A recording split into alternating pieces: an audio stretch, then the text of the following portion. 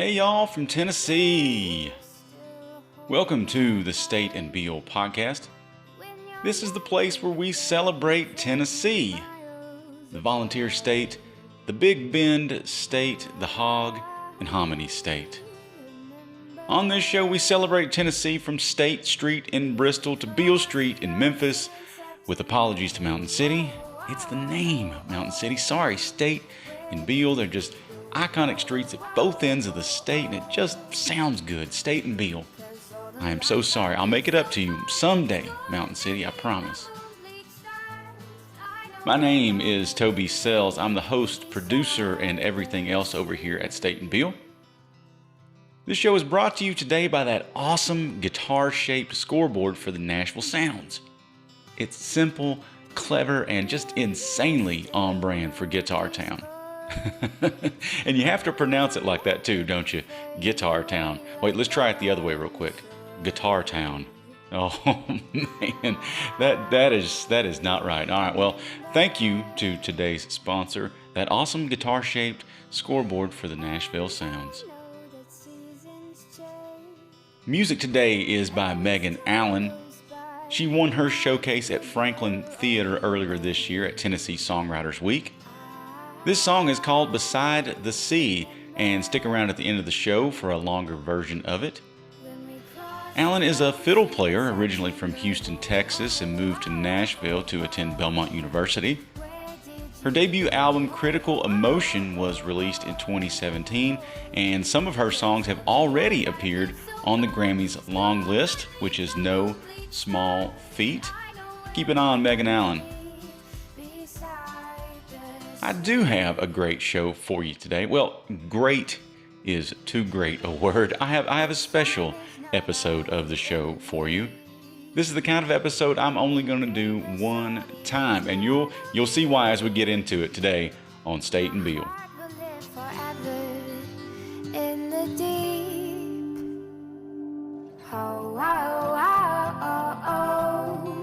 Where did you go? Cause all the life I've lived so far is gone beneath the moonlit stars. But I know where my home will be, beside the sea. Welcome to this very special episode of State and Beale. It's a bit of a tough one because it's hard for me to talk about today's topic. Today I'm talking about me, Toby Sells. Who am I? Why do this show? Why do you love Tennessee? Wet ribs or dry ribs? Whoa, now, okay, take heart, Tennesseans. I'm not going there today or any day. We are a controversy-free program. I don't like talking about myself.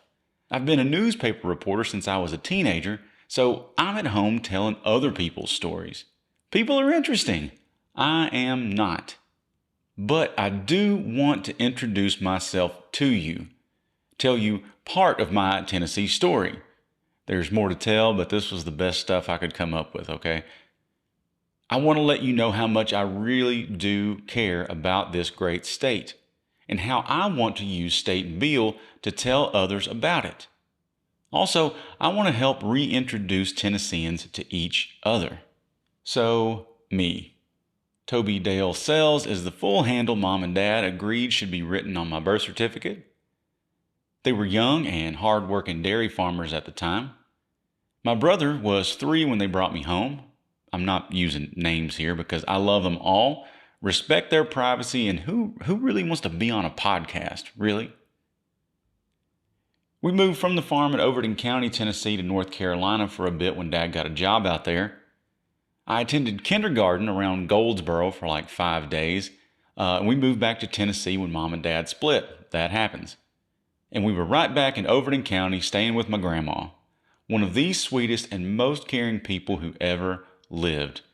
Granny, I will always love you even more than you loved Christmas. All right, Overton County and Livingston, the county seat. Never heard of them? Not surprised. But that's just like tons of small towns across Tennessee and everywhere else. All right, but to put it on the map for you, Livingston's in between Nashville and Knoxville. Cookeville? It's just about 20 miles north of Cookeville. Of Overton's 433 square miles, 3 of them are urban. That's Livingston.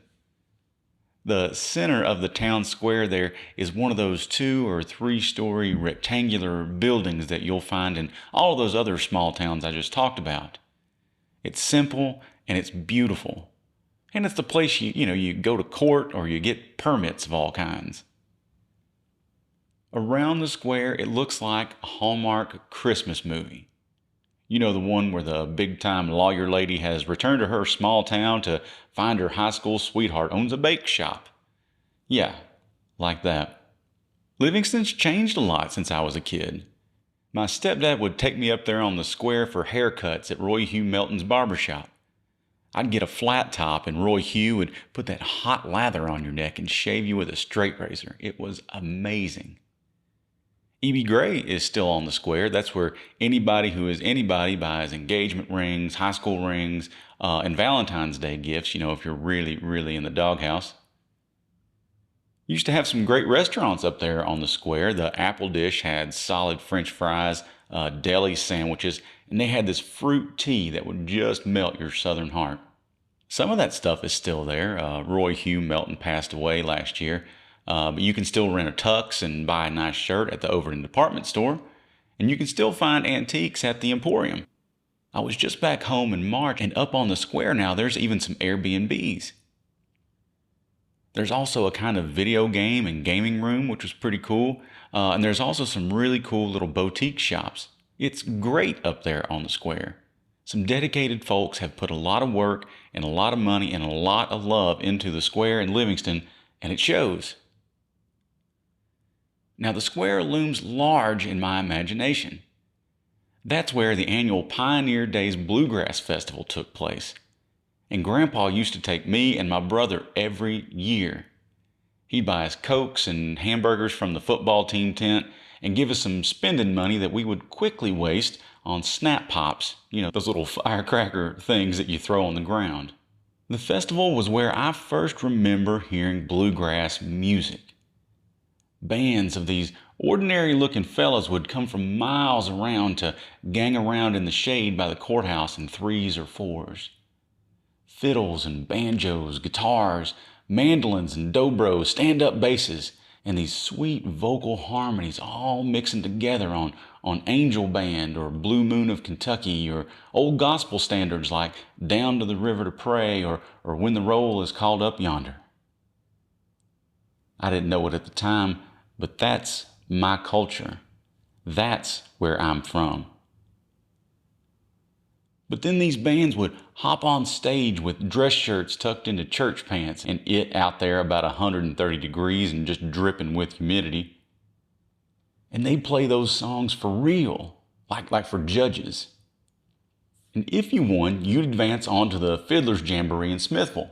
A win there would get you a spot at Uncle Dave Macon Days, the Super Bowl of this circuit. It was held every year at Cannonsburg Village in Murfreesboro. That's where I first saw Old Crow Medicine Show playing in the parking lot. But these events also brought out buck dancers, cloggers, and old-time steppers. And they had their own competitions.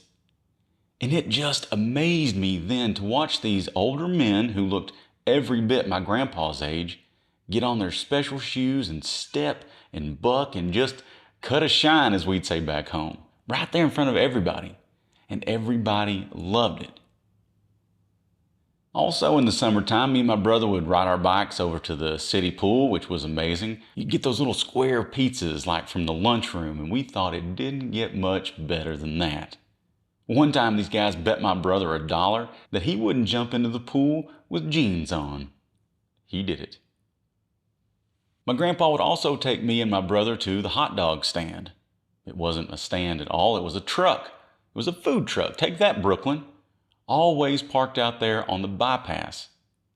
These hot dogs came hot in a brown paper bag, turning a darker shade of brown with the steam and all those good hot dog juices. They were wrapped up in this crinkly white paper. And and you'd unwrap it and you'd see all this chili on top that was more really like finely ground beef that wasn't at all watery.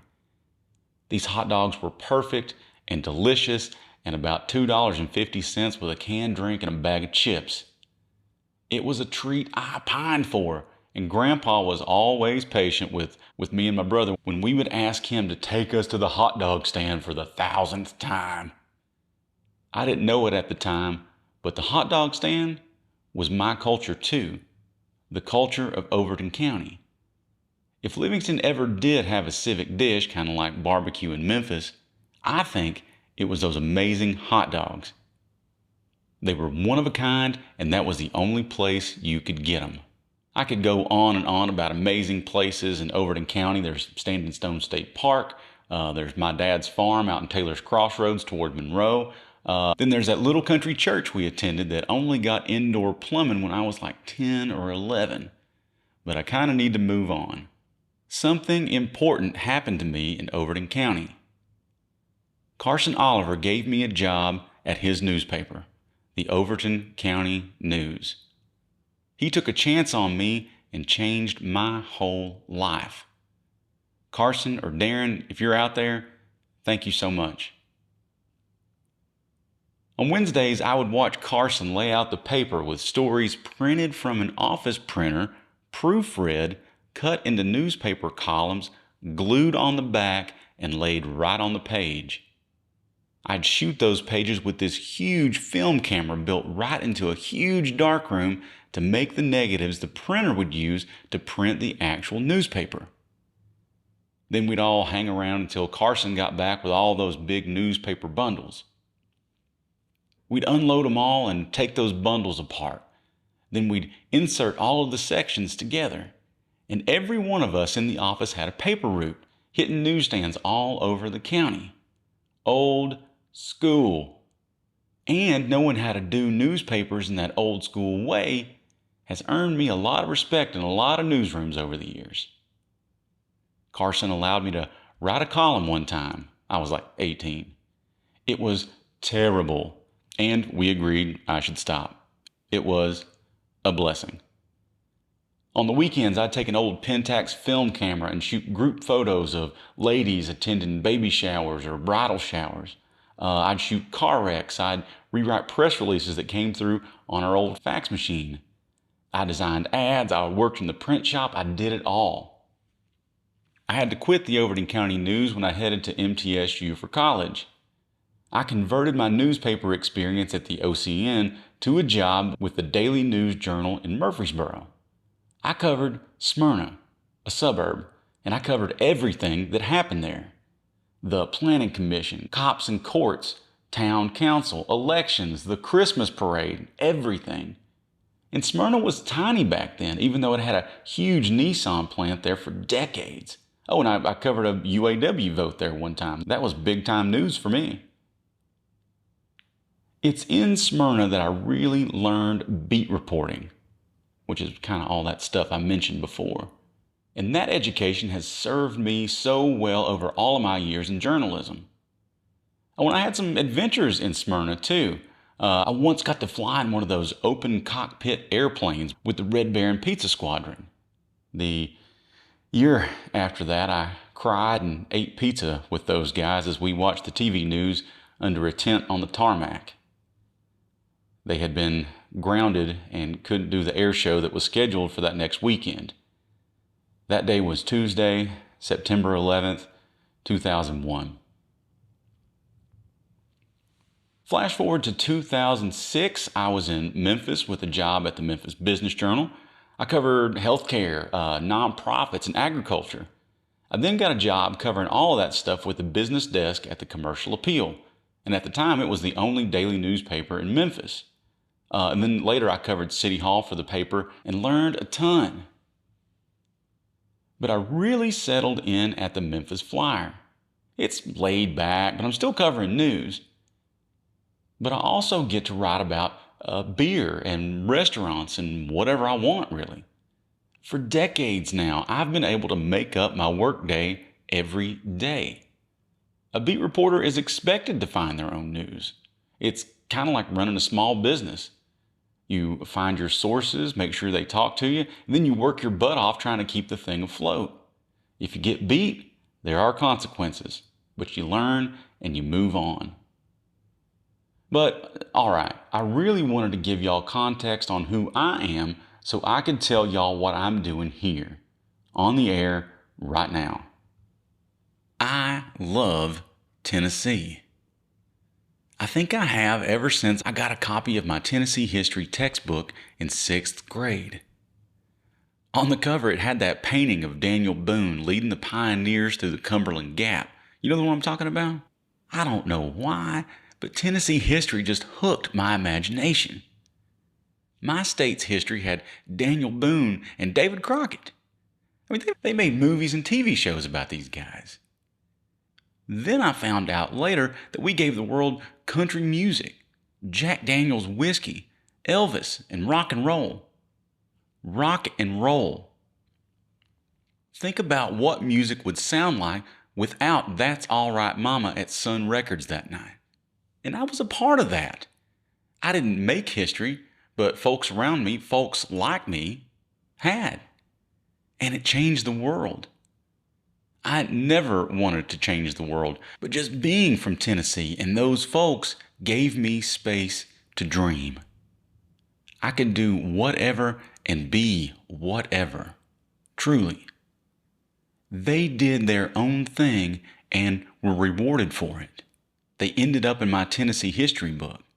So the only thing that could ever hold me back was me. With that, I've just always kind of been me. I've never been able to be any other way. So with that, I was weird in high school, and in college I marched to the beat of my own drum. And I think later in life I've heard authentic kind of thrown around sometimes. I mean, probably in a bless his heart kind of a way, but you know. So I'll rock a Stetson hat sometimes. And I created a paranormal podcast about southern ghosts and cryptids and UFO abductions. It's called Haint Blues. And if you're interested in that stuff, it's still out there. And in 2017, I convinced my buddies at Memphis Made Brewing here to let me host the Memphis Bigfoot Festival. And that was the first Bigfoot festival in the state of Tennessee. And I even have to be unique at work. I have to know what the news stories of the day are going to be so that I can craft something different. For me, that's how we provide value in the media marketplace, without repeating what every other outlet is going to have that day. So my weirdness did pay off, I guess, just like you said it would, Mama. Thank you. But whatever authenticity I've ever had has always included a deep love for Tennessee. I've been known to tell crazy Andrew Jackson stories at a party. I even got the state flag tattooed on my arm. Sorry, Mama. And I worked as an intern in the Tennessee State Senate. And now all of this and a lot more is why I wanted to start State and Beal. No place I could find was really telling Tennessee's story in a way that I thought it could be told. And hats off to everyone out there doing this well right now. I have a fresh take on it and I hope you like it. Now, I've written tough news stories for decades now. With State and Beal, I'm ready to tell the good stuff and chronicle the state's culture and be a beacon for it. It means so much to me to be a Tennessean, and I know a lot of other folks feel exactly like I do. I want us to get together on this. I want Tennesseans to have a place to hang out, a place they can learn about the state's artists and songwriters, musicians, chefs, home cooks, pit masters, square dancers, dog trainers, everybody out there doing great things. I want to tell folks about hot slaw in Cleveland and where to eat it if you go. I want you to know about steeplechase in Nashville, even if you never plan to ever go. I want to give you a tour of the strangely beautiful ghost section of the Wolf River in West Tennessee. And for a small town guy, I think every part of Tennessee is the same. I mean, it carries the same weight. So State and Beal won't ever only be about the big four, Memphis, Nashville, Knoxville, and Chattanooga. It certainly will be about them sometimes, but it'll also be about Covington, Sparta, and Strawberry Plains. State and Beal will cover anything and everything that you could have in a Tennessee lifestyle. We'll cover fun, food and drink, music, the outdoors, travel, people, the arts, places, crafts, home and garden, fashion, events, and so much more. Anything that makes Tennessee, Tennessee. How about a day on Dale Hollow Lake? A game day float with the Vol Navy? A road trip along the Tennessee Whiskey Trail? And if that sounds like your kind of a thing, welcome in. I hope you'll subscribe to this show and tell a friend about it. Oh, and the name, State and Beal. I alluded to this in the intro, but back when this project was called Tennessee Home, the tagline was going to be from State Street to Beal Street. And if you don't know, State Street is in Bristol. That's in the northeast corner of the state. It's an iconic Tennessee street that straddles the state line between Virginia and Tennessee. Then hop all the way across down the southwestern part of the state, and there's another iconic street, Beal Street in Memphis. So State Street to Beal Street covers the whole state of Tennessee. The only city left out in my name there is Mountain City, which is just east of Bristol. And that's why I always give apologies to Mountain City in the intro. I liked State and Beal better than Tennessee Home. It just sounded better. And I hope folks get the reference once and then it becomes a thing, like the little arrow hidden in the FedEx logo. I'm hoping that this episode will be a sort of coming out episode of the show. I've already met and spoken with tons of amazing Tennesseans doing amazing things. Please go back and check out those earlier episodes and stay tuned here for more episodes to come. There's something else I want to do with State and Beal. I want to reintroduce Tennesseans to one another. We have a problem in the volunteer state. We don't just have division, we have grand divisions. 3 of them. This separation is so ingrained in our culture that it's emblazoned on our state's flag. Yes, that blue circle binds us together, but those 3 stars still remain. And shoot, we're proud of them. I am too. Middle Tennessee guy living in West Tennessee, I say it often. But I want to give folks a new perspective, a new context. Memphians, be proud of East Tennessee moonshine culture. Nashville, celebrate the Chattanooga moon pie. Big cities, celebrate the small towns. And let's all find the natural beauty across Tennessee and feel like we belong to it. Because we do. I call this idea Grand Divisions United. And I know that sounds like a soccer team. And really what it gets down to is Tennessee pride. And I ain't talking about the sausage, but that is some dang good sausage, all right? Anyhow, to get the State and Beal off the ground, I'm going to need help. You can pitch in now just by subscribing to this show and head over to stateandbeal.com and drop me your email address. When I get enough folks there, I'll drop an email newsletter about all the great stories I can find from the hog and hominy state. All right, folks, well, I'm just now getting started with State and Beal. I have a ton of stories to tell, places to visit, and friends to make along the way. Now, if you have a great Tennessee story, holler at me at toby@stateandbeal.com. Thank y'all so much for listening today. It really is not easy for me to talk about myself. And I hope it wasn't too awkward or silly or whatever. But again, rest assured that will be a one and done kind of situation over here, I promise. All right, well, that will do it for this episode of the show. Y'all come on back to Tennessee next week for more State and Beal.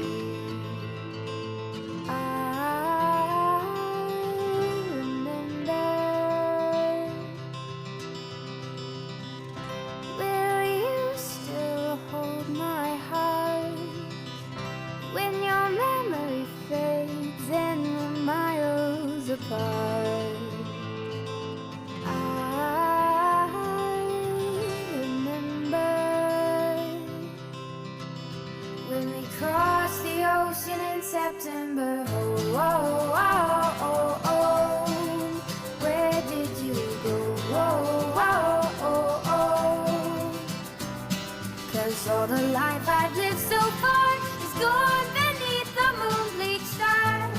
I know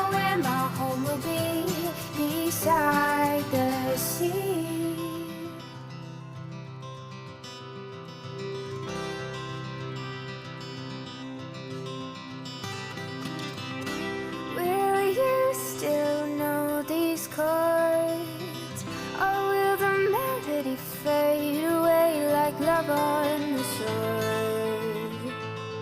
I remember,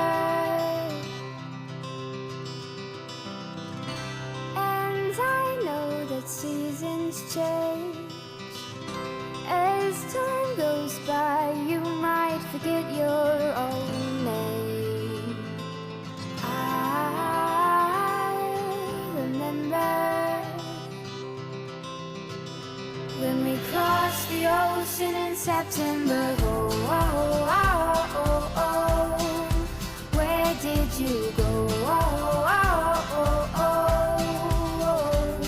'Cause all the life I've lived so far is gone beneath the moon-bleached stars. But I know where my home will be, beside the sea.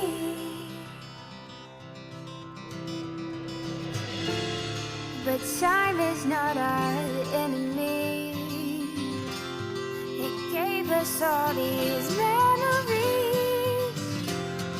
My heart will live forever in the deep. Oh, oh, oh, oh, oh. Where did you go? Oh,